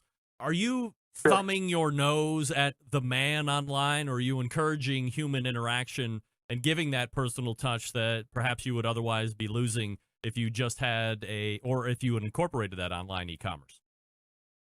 Sure. I think that's probably true. We found early on that we could reach a great number of people in an interactive environment like social media, like Facebook. And honestly, the website's just kind of impersonal. Now the consumer can go to it at their leisure, and they can, peruse pictures and price points and whatever, and they can put an order in. But so much of our business is hands-on customer service that we really like that interaction, whether it be on the phone or, I may answer 25, 30 Facebook messages a day. So yeah, I don't know. To a certain extent, we probably are thumbing our nose at the man that, a website's kind of an old way of doing business, and this, social interaction is kind of the new wave, and it's worked for us. I mean, we ship tons of briskets out every week without a Facebook page, and I'm sure at some point we're going to have to add that website, but up to this point we just haven't. Yeah, I was going to say, I mean, you are in business also with your son Jordan, and so Sure. this is a kid that's used to having everything at his fingertips. The internet has been part of his upbringing, I'm sure. So is there ever that talk between you guys where you're saying, hey, Jordan, it's impersonal, it's not necessarily the new way of doing things, and if people are calling in, we're able to give our personal green touch here, but he might be like, hey, we could be missing out on some percentage of business where people would just troll over the website, see we have a prime steak, dump it in a cart, hit checkout, put in their Sure. credit card, and away you go. Yeah, and those discussions happen almost daily. He's kind of an old soul, though. He doesn't even have a Facebook page. So while he's 26, he's kind of, usually it's me saying we need to push the website, and he's saying we haven't needed it yet. What are you talking about? Why spend the money? Interesting. So it's an odd dynamic sometimes. No doubt. Now, from a competition barbecue standpoint, I'm fascinated with how things happen and how the first contact you get kind of funnels in. So when I heard about the butcher shop, and it's been a couple of years now, the thing that I immediately associate with the butcher shop is the A9 briskets. And all of a sudden, Sure. It seemed like out of nowhere, it was like, oh, you got to go down to Pensacola. You got to get these A9 briskets. Everybody's hitting with them. How do you get introduced to the barbecue scene in the first place on the competition side? Sure. Well, fortunately for us, we were carrying the Australian Wagyu in, ribeyes and strips and tenderloins at retail. So we were carrying the product line initially. And then there was a guy, Matt King, that lived here in Northwest Florida that competed, 8 or 10 times a year. And he would come in and buy, a 3-score or 4-score Wagyu brisket. And we'd carry a couple cases. And then we had one A9 customer for 2 years out of Crawfordville. And he said, look, the Wagyu briskets are great, but these A9s are showing up in Tampa, and some of the guys are using them. And so we would order a case or two a month, and he might cook 8 or 10 times a year. And he was our only guy that bought from us for 2 years. And then we just said, look, we ought to go after this. And so we'd buy a little more, and we'd pick up a customer here, we'd pick up a customer there. And then it really honestly got to a point where we had to leverage our existing business with the import source. Hey, if we're buying X number of dollars of Wagyu, we've got to get more of these A9s. We built it up to where we're a small player in the A9 business, but there was still one guy that had the lion's share. And we just kept growing the business, and finally we were able to leverage our business on the other stuff, and we got the lion's share of it. And that worked out pretty good for about a year. And then the import source gave up the line, and the line was in flux. And actually, my son Jordan emailed Australia and got a contact there, and immediately, as the line was changing, we committed to every case, every month, until eternity. And it worked out pretty well for us. The new guy picked up the line. He didn't have to do any work to sell the brisket. And fortunately, we're one of his larger customers on the non-brisket side, so it makes sense for him too. From a Australian Wagyu or an Australian A9 brisket compared to something that you would get here in the States, I don't want to say what makes it better, but like how does it differ from what you would find from something competing? Well, the 9 score would be the only one that is full blood, full bred. Just the A9 Master Kobe is full blood. The lower scores have some cross in them, but the percentage of cross is probably a lot better. So really, it's a little unfair to compare the A9 to something else because it's full blood, it's full bred. The marble score consistency is very consistent because of that. And then the other big difference is just, they're the only one currently that's decal fat off. So while the whole packer, it has 5 to 6 pounds of waste off of it before it even leaves Australia. So, we're biased because we sell it. We feel like it's our brand, but it really is a noticeably better product than other things on the market in terms of being full blood, having the marble score consistently, and having that yield ratio.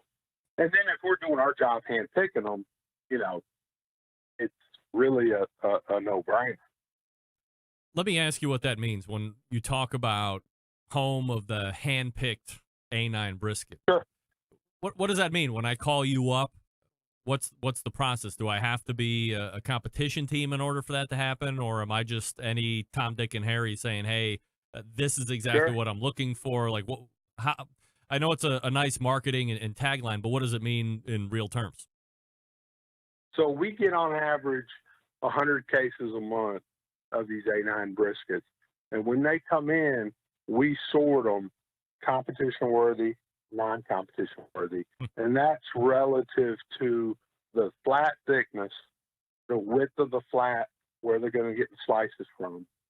Some people think size, but that we had a guy last year cook a 13-pound A9. He trimmed it, he separated it, cut it in half. He cooked it at 2 comps. He took first with half of it, and the next comp he took second with the other half. Wow. So you can get a 13-pound A9 that's comp worthy as long as it's wide enough. So what we do is we separate them when they come in. We got a batch that's comp worthy, and we have a batch that's non-comp worthy. The comp worthy is $10.99, whether you're competing with it or you're cooking it for your family. If you want it to be a competition worthy A9, it's $10.99. All the rest are $8.99. The briskets are no different. They just might not be wide enough or thick enough for you to compete, with. From a price comparison standpoint, how does that stack up to what else is existing in the market? I think it's pretty aggressive pricing, especially when you factor in the yield. If you can consistently cook, the Florida guys have cooked more A9s than anybody. They started in Florida. Somebody like Rub Bagby or Jim Elsner cooks 30 times a year, and he's been cooking A9s for 9 years. Yep. So they've cooked more than anybody. They don't ever cook over a 15-pound A9.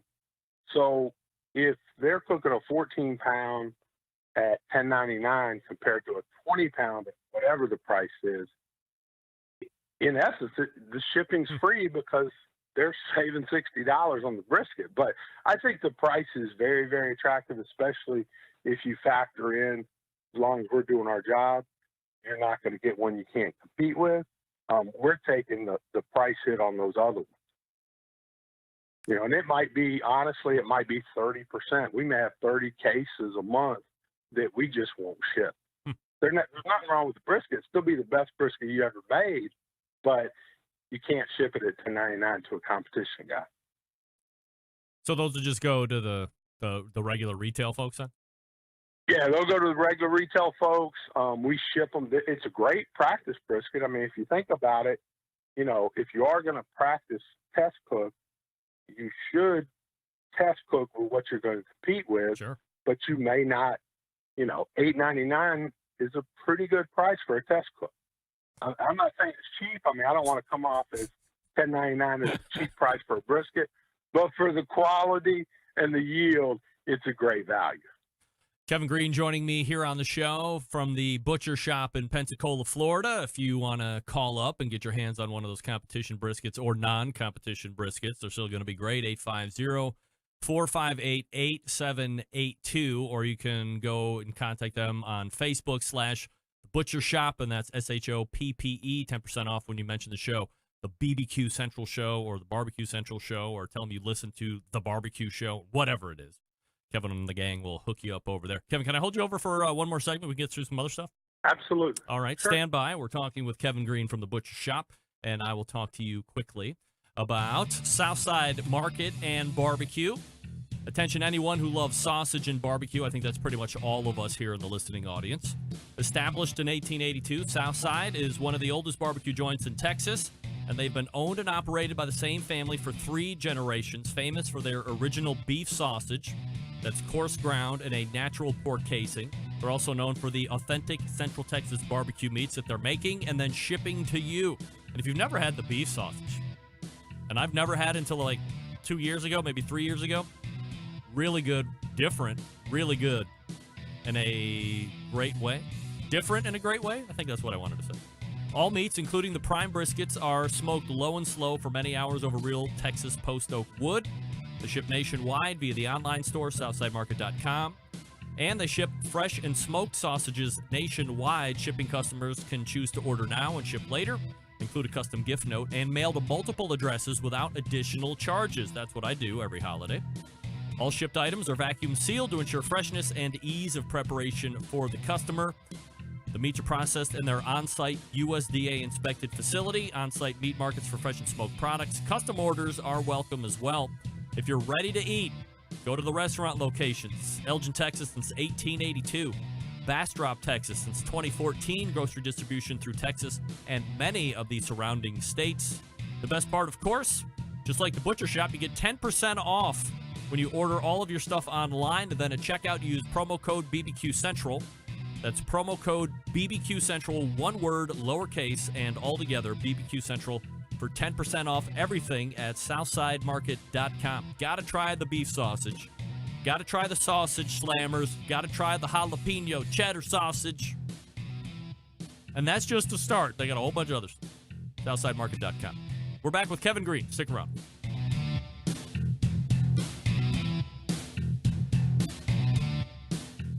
Continuing to produce incredibly mediocre content in an exceptionally professional way. You're listening and watching the Barbecue Central Show. Once again, here's your host, Greg Rempe. This portion being brought to you by Smithfield. Head to Smithfield.com through the grilling season for recipes as well as tips and tricks from world champs like Chris Lilly, Darren Worth, Ernest Cervantes, and Childs Cridlin. Mouth-watering flavor, no artificial ingredients. Smithfield Fresh Pork, quite simply, some of the best pork money can buy, and it is the choice of world champs to use at competitions and at home in the backyard. Smithfield.com. And we're rejoined by Kevin Green at the Butcher Shop. Thanks for hanging with me through the break there, Kevin. Oh, my pleasure. All right, so the competition barbecue scene can burn hot, but can burn out pretty quickly as well. So how are you finding business in 2020? And what is the competition forecast that you've put together as you look forward ahead here for the first couple quarters? Sure. We're pretty diversified. I mean, the barbecue piece of our business continues to grow. Fortunately, the retail business is still the largest sector of our business. But, I think you're right. Barbecue does run kind of hot and cold, but I see it more. I think everything has a shelf life, and I don't really see competitive barbecue, really making any dramatic changes or going away. I just think, the Colts kind of are hot and heavy for a couple of years, and then they pull back a little bit, and then somebody else steps up and kind of fills that vacuum. So for us, keep the pressure on and make sure we're doing our job and make sure we're a viable partner for these guys. And, as some guys kind of pull back, well, there's other guys that are going to kind of push forward. From a percentage standpoint, you don't have to give me any specific numbers, Sure. but do you have a thought on where your percentage of sales is from retail versus percentage to competition folks? Like, could you really not sell another A9 to competition folks and it wouldn't really hurt you?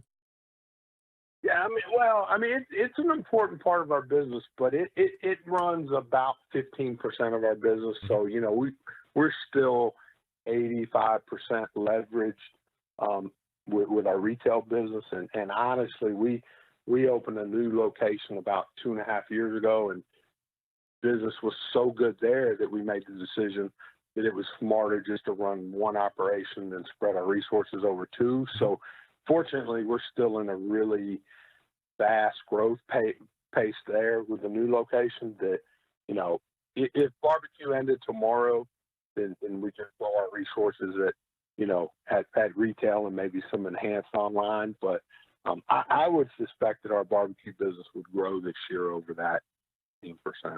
Kevin, do you have a thought on where the beef hierarchy is right now? I mean, you have some, when it comes to competition, I think Snake River Farms, there's actually a guy here locally in Cleveland called Mr. Brisket who seems to supply some, I think they're Imperial Wagyus to some of the competition teams, and then obviously yourself. Are you first? Are you somewhere in the middle? Are there way more beef suppliers that we're not even taking into consideration with that question? How do you see it? I think that from a sheer number standpoint, SRF definitely, they've been the big dog for the longest, and they have some advantages that the other guys don't in terms of their size and things like that. But I would say, without question, from a quality standpoint, I mean, the top three brisket cooks last year cooked A9s. From a quality standpoint, I think the A9 is on a different level from everything else. SRF obviously does a ton of things in barbecue and has the, but I think that the growth of the A9s, and I know Mr. Brisket does a really good job with his guys. I mean, there's more than enough business out there for all of us. And like I said, we could double our barbecue business, and there would still be a lot of business out there. Kevin Green joining me here on the show from the Butcher Shop. All right, so let's go ahead and change it up a little bit here, Kevin. Let's talk terms for a few minutes. And while I fancy myself an expert in the subculture, I admittedly am not an expert, but these two terms specifically seem to be thrown around as if they are one and the same, almost like back in the day when I would argue with folks face-to-face about barbecue and grilling. I would say, well, you can't use these terms interchangeably, blah, blah, blah. The terms I'm talking about here when it comes to meat is primal and subprimal. Are they the same? Are they different? How do they differ? What's the deal? They're definitely different, but as the meat industry has evolved, they've almost grayed in terms of how they're used. Historically, a primal would be, a large cut off of the butchered animal back to the, sides of beef days or the swinging beef days. You took a primal like the rib, and that would give you the ribeye, and that would give you the short rib, or you take a primal like a round, and that would have all of the rounds in there, whether it be a top round or bottom round or inside round or eye round. Well, now with the advent of box beef, those primals, in essence, have almost, become subprimals, but they call them primals now. So in the rib exercise, rib would be the primal, and then, bone-in ribeye and short rib would be the subprimal. But now with box beef, they're separated when they come in. So the primal now is what the subprimal used to be, if that makes sense. Yeah, and They've kind of taken the original primal away. I was just getting some questions in the instant chat here on the YouTube side. Somebody was like, what's swinging beef? So, I mean, we're talking about, big, like a half a carcass on a hook, and it's like actually swinging as you're Halves moving it or through quarters. the thing. Right.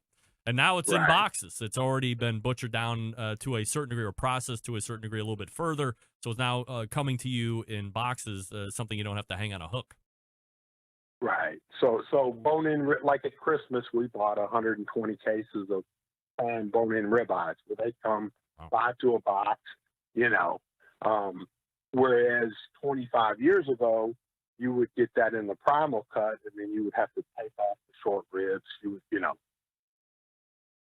So it is the old school primal, short of a slaughterhouse or a really small guy that's still buying it in quarters. That primal now is what the subprimal used to be. Bone-in ribeye or chuck roll. And then you go from there into the merchandise cut. It used to be the subprimals. I think it's more of a function of just change in the industry. And I don't know that the true form of primal still really exists in 98% of America. And when we're talking about boxed beef, I mean, you still have actual meat cutters there at the butcher shops that are taking them out, and they're actually making them, as you said, merchandise cuts or cleaning them up or Frenching them, things like this. Yeah, there's a big difference in boxed beef and pre-cut beef. Box beef is just those what are now primals, what used to be subprimals, coming in whole pieces, and then the store cutting them into you take a whole piece of a chuck roll, 30 pounds, and there's 8 different things that come out of that. That process is still being done daily in a lot of places. The pre-cut, pre-packaged stuff like what Walmart does is very good. Some people hear boxed beef and they say, "Oh, everything's pre-cut now." That's not true. It's just cut down to the subprimal level. And other than those few people that are buying pre-cut, pre-packaged stuff, everything else is getting cut in-house. At our place, we still cut everything in-house. We still grind everything from our trimmings. We still make fresh sausage. All of those things that people did 30 years ago. Kevin Green joining me here on the show from The Butcher Shop. You can find them on Facebook / The Butcher Shop, SHOPPE, or call them 850-458-8782. Kevin, I would imagine that your retail interest has really seen some changes in regards to what end users are looking for. As you had said a little while ago, the knowledge that they have is something that they didn't have access to 10, 15 years ago. For instance, on this show, we've tracked the growth and popularity of dry-aged meat. I've actually asked you about dry-aged meat offline as well. A handful of years ago, it was mostly relegated to high-end steakhouses. Now people are demanding access to it so they can cook it at home. Same goes for the prime grade of beef. Of course, Wagyu, as we've mentioned here, too. What segment has really taken you guys by surprise? What's really taken you back? I think just the percentages of, for us, we have so many different grades, so that consumer has that option of high choice or prime or dry age or Australian Wagyu or Japanese Wagyu. We just see the last few years the growth in prime and Wagyu over high choice. I think that more people are trading up more often than they were a few years ago. In a store like ours, they have 5 or 6 different grades, and they bounce around from grade to grade to grade, where before they just, whatever the grade they bought, they stuck with it all the time and it never changed. Now we see a lot of, trading up, trading back, trading up further. But there's definitely interest in better quality beef and pork. We sell more comport pork chops than we do commodity. And I think it's just a function of people saying, I just want a little bit better quality. I don't mind paying a little bit more, I was going to say, is it a demand that you think will continue year over year here, at least for the foreseeable future, as the millennial generation starts to take over? Or do you think it's something that might start to trend down with the Gen Xers like me? I'd be surprised if it changed downward. I think that, as the population ages, in theory, they have more disposable income, so that lends itself to that trend continuing. And, I can tell you with these millennials, if they don't bat an eye at a $6 coffee 2-3 times a day, I don't think they're going to bat an eye at an extra $3 for steak. Yeah, no doubt about it. Kevin Green joining me here on the show. That's a great observation. So the butcher shop gets outside the box as well, outside of the prime and the Wagyu and all that stuff. You have some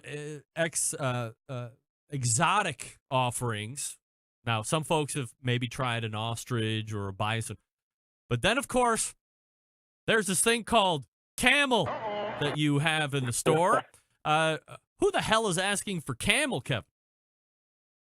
Well, there again, people want unique things. And one thing about camel in the wild, no different than beef where you have different grades and different price points, you do in wild game as well. And camel is traditionally much better priced than buffalo or elk or ostrich. So some of it is a function of its uniqueness. Some of it could be a function of its price relative to the other things in that commodity group, like elk, that's a little higher on the scale. But yeah, it's not the huge demand item, but it has some uniqueness. And I'm not a wild game consumer myself, but feedback's been pretty good on it. Where do you get it from? It comes from Australia. And they raise camel over there just like they would raise cattle or whatever for consumption? Yep. Yeah, I mean, I don't know that it has the global penetration, obviously, that beef or pork does, sure. but there's a market for it. I mean, it's farm raised and inspected and, exported out. And, I think we get it from, the same people we get the brisket from, but I think they offer it in 6 or 7 different, things, a ribeye strip, fillet, some grind meat. So it's, if they have several offerings, then it's a pretty decent item for them globally. Is there a flavor that you can compare it to? I have people in the chat saying it probably tastes like a big piece of chicken. Of course, everything tastes like chicken, right? It is going to be more mild. I rate game, and again, I'm not a connoisseur, so I'm taking feedback from people. But, traditionally elk is very gamey. Buffalo is very little game flavor. And, camel's kind of going to be in the lower middle, less gamey, obviously, than elk. And I would say not to, try to be cute, but I think your assessment's right. Kind of like chicken, more like chicken, obviously, than elk. Going to be a white meat, What kind of price point are we at here? You're probably in the $17 to $20 range, depending on the cut. Where oftentimes on the buffalo, you're in the mid to high 20s, and elk, you're more into the mid to high 30s. All right. Yeah, so it is a little bit of an economy cut there. It is in that sector. It is. Last question, Kevin, before I let you go. I mean, if Australia is raising camel and we're farming it and raising it for consumption, and I'm going to back into a movement that I've been running for the last 3 years, can't America get over themselves and start raising horses for consumption again? I mean, if you look back in the history of the United States of America, all the way back until, I guess, what ended up being the mid to late 70s before it was outlawed. It was almost revived. It was re-outlawed again. And basically, the government has said, well, the USDA is not going to be supplemented in costs like it is for the beef producers. So if you're going to do it, you're going to have to foot the entire bill, which automatically makes it a financial loser for anybody that wanted to get into the horse business. But taking all that bullshit out of it, is there any reason that we shouldn't be looking at horse as a viable alternative to beef? I mean, other than people that may have them as pets and may be averse to that, the real issue is that a lot of our non-traditional items come from Australia, and it is a USDA issue. Yes. I can buy venison from Australia, or rabbit from Australia, or camel from Australia, and they can ship it over to the import source, and they can ship it to me, and I can sell it at a fraction of the cost than if I bought domestic. If I was able to find domestic venison, it would be 4 times the cost, because the cost that the USDA puts on the American person to get that inspected for resale is exorbitant. But yet we're buying, how many rabbits do we have in this country? But we're buying rabbits from Australia because they're 25% cheaper than if we produced our own. Yeah, it's a weird thing. I mean, it's a tongue-in-cheek movement that I've been running with, but I mean, look, I could argue all day for why we should be offering horse out for consumption for any number of reasons, less expensive than beef, blah, blah, blah. And by the way, for every kid that's had a pet horse or whatever, I can make an argument that a kid has also had a pet cow. By the way, the kids over in Geauga County at the Geauga County Fair buy pigs, raise them, win a blue ribbon, and then turn around and eat those motherfuckers by next Saturday. So, I mean, it's absolutely crazy. But so we're on a high level, Kev. We are potentially pro horse meat at the butcher shop. Well, I'll make you a commitment. You keep the movement going. You get the USDA to pass it. Oh dear! I'll put the website up the next day, and we'll sell it. Here we go. We got it. This was the last piece. Now I can finally take it to the government. Get this pushed through fairly quickly, I would imagine. All right. Kevin Green is joining me here on the show. The Butcher Shop is the place you want to get your meat. Facebook.com/The Butcher Shop, SHOPPE. Better yet, call them. 850-458-8782, the newest sponsor of the best moments of the Barbecue Central show in 10 minutes or less. And you can get 10% off when you mention the show at your order. Kevin, really appreciate the time, the info, and the candor this evening. Let's do it again soon. We'll do it. I sure appreciate it. It's my pleasure. You got it. There he is, Kevin Green, the owner of the Butcher Shop, right there with his son, Jordan. And I thought he was going to back off a little bit of the horse, but no. He's like, hey, you get it legal, and they're going to be the first ones to sell it. I can't wait. We're ready. Now we got a retailer on board, everybody. Wow. Oh, wait. Yeah. See, I knew that's what was going to happen. No. Hold a damn minute. You press one wrong button, and here we go. That's right, Chicken Fried Barbecue. Load the wagon. Secretariat horse meat would be the Wagyu of beef equivalent.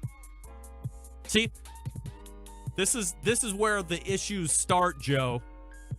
We're not going to be dealing with any horses that have been racing, that have been doing anything other than being raised. I mean, there's Mustangs ranging the range, roaming the range. They're a nuisance. You know they're eating a great organic diet. They would taste delicious. Just ask everybody else, everywhere else in the world, how good horse is. It's great. My brother had it in Germany. Couldn't talk enough about it.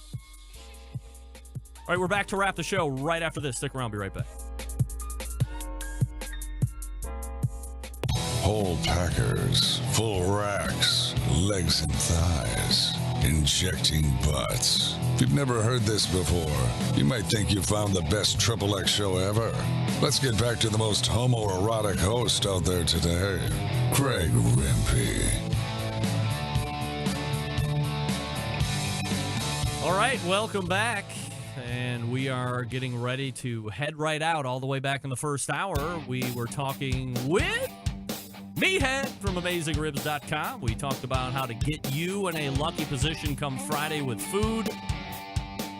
We also answered some of your Facebook questions. Then we moved to the second hour. And we talked to Kevin Green from The Butcher Shop, Pensacola, Florida, /The Butcher Shop, SHOPP on the Facebooks. Call them at 850-458-8782. Mention the show. Get 10% off your order each and every time. Big show planned for you next week. Steven Reichlin, Robin Lindars. Pit Boss is in as well. Your phone calls, your emails. September 11th, 2001. I will never forget until next Tuesday at 9 p.m. Eastern Standard Time. This is your program host and proud U.S. American, Greg Rempe. Good night now.